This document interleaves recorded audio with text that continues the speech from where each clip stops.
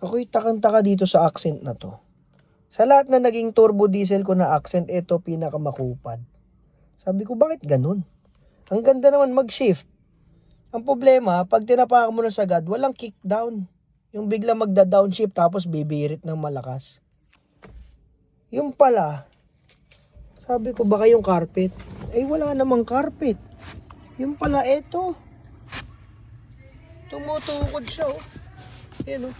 Nauuna pa tumukod yung pinaka cover ng pedal. Ayan oh, ayan.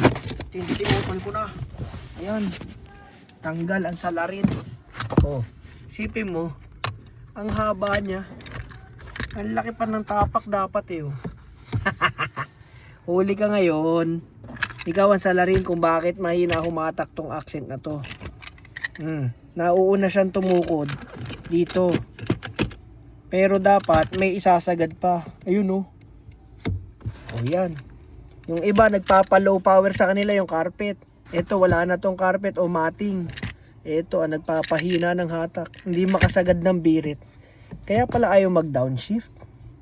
Kung sa iba baka sabihin transmission. Patay.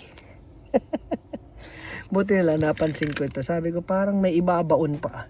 Ayun, nakita nyo naman live na live. Pagsipa ko, tumalsik na. Kasi nga may ibabaon pa talaga siya. Nasa ganito pa yung ibabaon.